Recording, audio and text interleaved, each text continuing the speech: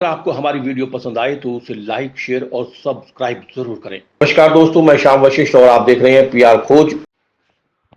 प्रदेश में 7,000 आंगनबाड़ी कार्यकर्त्री एवं सहायिकाओं की भर्ती की जा रही है। स्वरोजगार प्रदान करने की दिशा में प्रदेश सरकार का सराहनीय कदम। प्रदेश की महिला सशक्तिकरण एवं बाल विकास मंत्री रेखा आर्या ने विधानसभा में बैठक आयोजित कर संबंधित अधिकारियों के साथ विभाग द्वारा संचालित विभिन्न योजनाओं की समीक्षा की। उन्होंने कहा कि प्रदेश में एक साथ लगभग 7,000 आंगनबाड़ी कार्यकर्त्री एवं सहायिकाओं की भर्ती की जा रही है, जो कि स्वरोजगार प्रदान करने की दिशा में प्रदेश सरकार का सराहनीय कदम है। मंत्री ने आने वाली नई योजनाओं, मुख्यमंत्री एकल महिला स्वरोजगार योजना और मुख्यमंत्री महिला एवं बाल बहुमुखी सहायता निधि योजना की भी समीक्षा की। मंत्री ने विभागीय अधिकारियों को निर्देश दिए कि मुख्यमंत्री एकल महिला स्वरोजगार योजना और मुख्यमंत्री महिला एवं बाल बहुमुखी सहायता निधि योजनाओं का स्वरूप शीघ्र तैयार कर लें। मंत्री ने कहा कि मुख्यमंत्री एकल महिला स्वरोजगार योजना कैबिनेट से मंजूर हो चुकी है। उन्होंने विश्वास जताया कि इस योजना को आगामी माह जुलाई तक धरातल पर उतारेंगे और प्रदेश की पात्र महिलाओं को समर्पित करेंगे। मंत्री ने आंगनबाड़ी कार्यकर्त्री एवं सहायिका भर्ती प्रक्रिया की समीक्षा के दौरान संबंधित अधिकारियों को भर्ती प्रक्रिया को अप्रैल माह के अंत तक पूर्ण करने के निर्देश दिए। साथ ही कहा कि आगामी माह मई के प्रथम और द्वितीय सप्ताह में संबंधितों को नियुक्ति पत्र वितरित कर दिए जाएंगे। देखिए, आज महिला सशक्तिकरण विभाग की समीक्षा की गई, जिसमें विभाग द्वारा संचालित हमारी चाहे वो नंदा गौरा योजना हो, चाहे वो महिला पोषण योजना हो, चाहे बाल पोषण योजना हो, चाहे मुख्यमंत्री आंचल अमृत योजना हो, चाहे महालक्ष्मी किट योजना हो, इन सब को लेकर आज समीक्षा की गई है। कितने हमारे इसमें लाभार्थी हैं और अभी तक का इसका फीडबैक किस प्रकार से चल रहा है, इस सब को लेकर आज एक समीक्षा की गई है। निश्चित रूप से सभी योजनाएं अपनी पूरी गति के साथ काम कर रही हैं और सभी योजनाओं के हमारे लाभार्थी इन योजनाओं का लाभ ले रहे हैं। संभावित वो आने वाले समय की कुछ योजनाएं और थी जो कि हमारे प्राइम लिस्ट में है, जिसमें मुख्यमंत्री एकल महिला स्वरोजगार योजना है, जिसमें हमारी मुख्यमंत्री महिला बाल मुखी सहायता निधि, यह भी योजना हम लोग संचालित आने वाले समय में करने वाले हैं। इसको लेकर भी ये दिशा निर्देश दिए गए हैं कि हम शीघ्र जो है हम इन दोनों योजनाओं का जो है हम स्वरूप तैयार कर लें। धरातल पर चूंकि मुख्यमंत्री एकल महिला स्वरोजगार योजना कैबिनेट से अप्रूव हो गया है, जिसमें कैबिनेट से अप्रूव होने के बाद में कुछ संशोधन थे जो कि कैबिनेट के नोट में नहीं निकल कर आ पाए, जिसको लेकर मैंने विभाग के अधिकारियों को कहा है कि वे प्रस्ताव पुनः बना लें। जिन बिंदुओं पर हमें कैबिनेट का मार्गदर्शन चाहिए उनको उल्लेखित कर ले, ताकि इसको एक स्पेशल केस के रूप में माननीय मुख्यमंत्री जी के समक्ष रखते हुए इसे हम कराने का प्रयास करेंगे। तो वो आज निर्देशित किया है और मैं उम्मीद करती हूँ कि आने वाले समय जून जुलाई के आसपास हम लोग इस योजना को धरातल पर उतारेंगे और एकल महिलाओं को समर्पित करेंगे। इसी के साथ ही महिला नीति की भी समीक्षा की गई है, क्योंकि हम लोग महिला नीति भी काफ़ी समय से इस नीति पे इसको बनाने में हम लोग काम कर रहे थे और उम्मीद करते हैं कि आने वाली जो हमारी कैबिनेट होगी उसमें हम महिला नीति को जो है हम लेकर आ सकेंगे। उसकी भी तैयारी करने के लिए विभाग के अधिकारियों को निर्देशित किया है। इसके साथ साथ ही एक प्रक्रिया और गतिमान थी हम आंगनबाड़ी कार्यकर्तियों की और हमारी सहायिकाओं की भर्तियां प्रक्रिया के अंतर्गत थी, जिसका हमने उन्हें अंतिम लक्ष्य दिया है कि 20 अप्रैल तक सब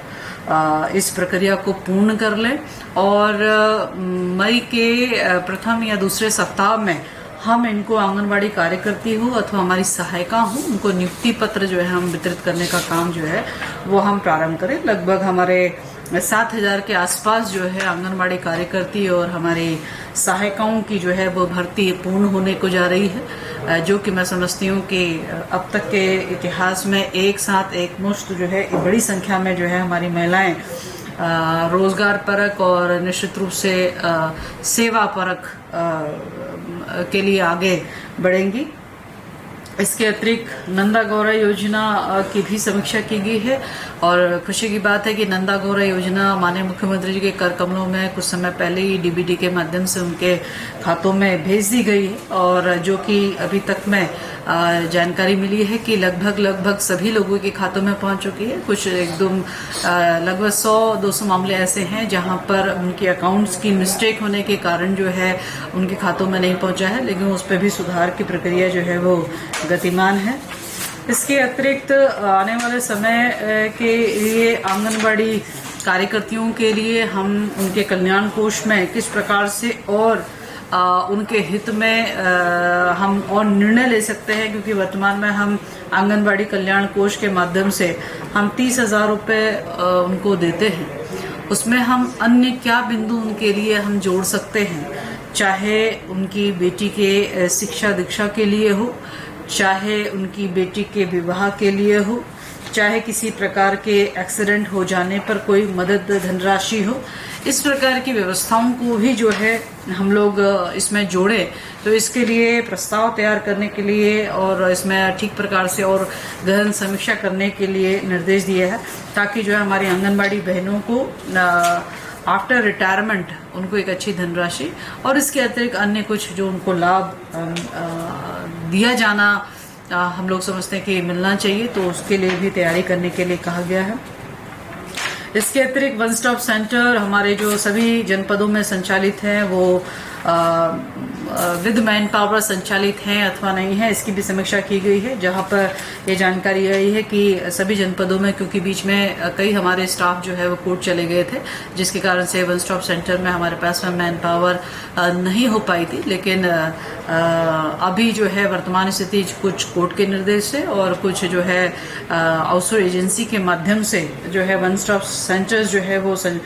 उसमें कार्मिक रखे गए हैं। तो इस प्रकार से वन स्टॉप सेंटर जो है वो वर्तमान में ठीक प्रकार से संचालित है।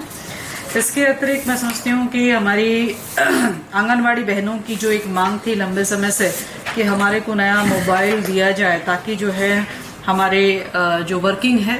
वो वर्किंग और सुविधापरक हो पाए, तो उसके लिए भी विभाग के अधिकारियों को निर्देश दे दिया गया है कि वे मोबाइल जो है जिसकी की टेंडर प्रक्रिया हो चुकी थी और जिसके लिए जो है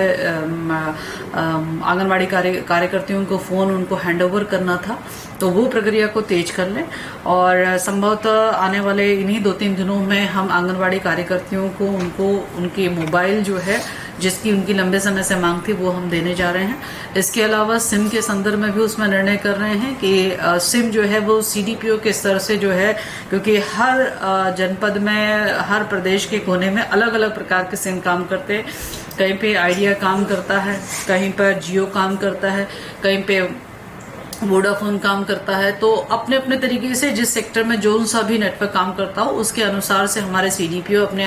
आंगनबाड़ी बहनों को जो है एक नंबर, जो कि एक प्रकार से वो फिक्स नंबर होगा, वो सरकारी नंबर होगा, कि ताकि कभी कोई आंगनबाड़ी कार्यकर्ती बदले भी तो भी वो नंबर एग्जिस्ट करता हो उस आंगनबाड़ी केंद्र के लिए। इससे विभाग के लिए ट्रैकिंग करना भी, अनुश्रवण करना भी सुविधापरक हो जाएगा और आंगनबाड़ी बहन के लिए भी एक बहुत सुविधापरक स्थिति हो जाएगी कि उसको अपने निजी मोबाइल से सारे काम नहीं करने पड़ेंगे। अभी तो अपने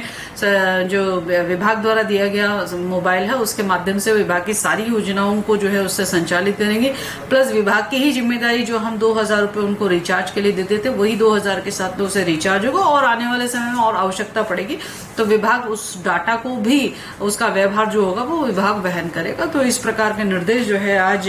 विभाग के अधिकारियों को दिए गए हैं। निश्चित रूप से ये पूर्ण कोशिश है कि हमारे आंगनबाड़ी केंद्र और हमारे कार्यकर्ती और हमारे लाभार्थी पूरी तरीके से सशक्त होते हुए, पूरी तरीके से योजनाओं को ठीक प्रकार से संचालित करते हुए दुरुस्त व्यवस्था चले, उसकी आज समीक्षा की गई है। निश्चित रूप से ये समीक्षा काफी कारगर सिद्ध हुई है। PR खोज के लिए रणबीर रोहिला के साथ श्याम वशिष्ठ।